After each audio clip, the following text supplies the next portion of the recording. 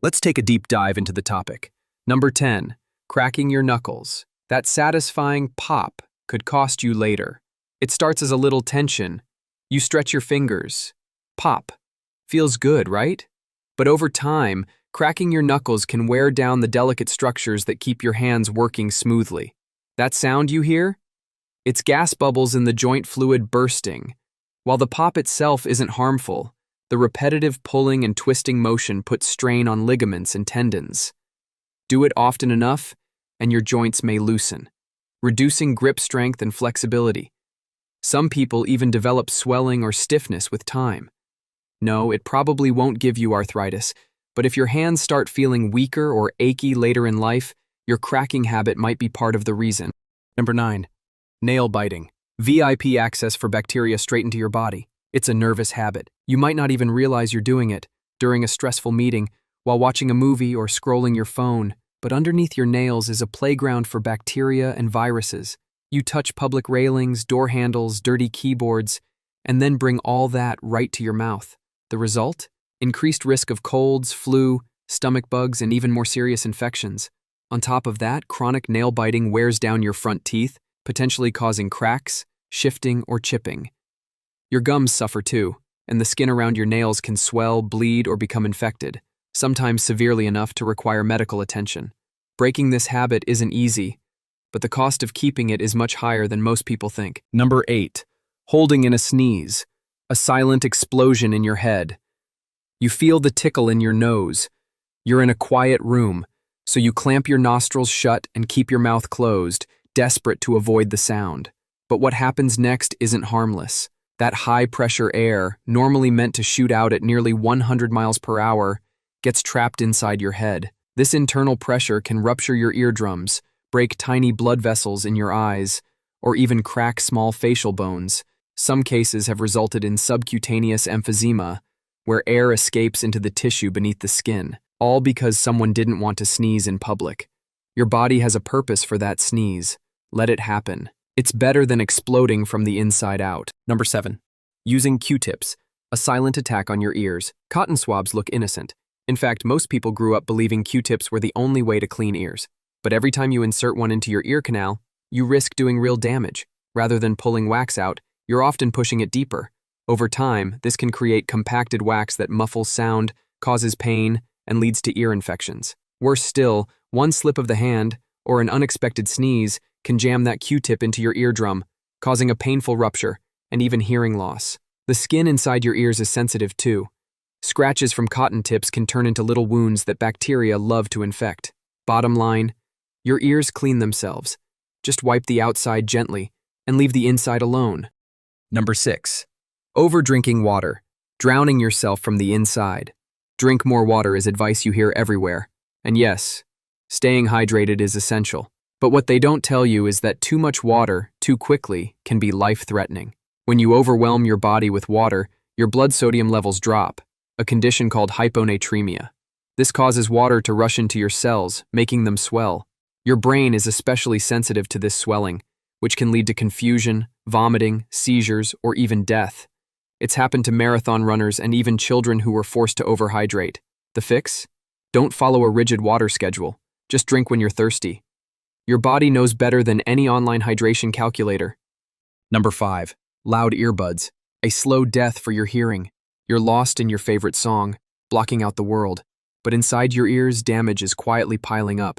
The hair cells in your cochlea, the part of your inner ear that translates sound into signals your brain understands, are delicate and irreplaceable. Loud volumes bend and break them, and they never grow back.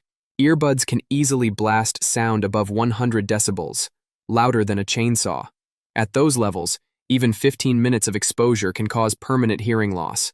You might not notice right away, but over time, you'll start to hear ringing, tinnitus, or struggle to follow conversations.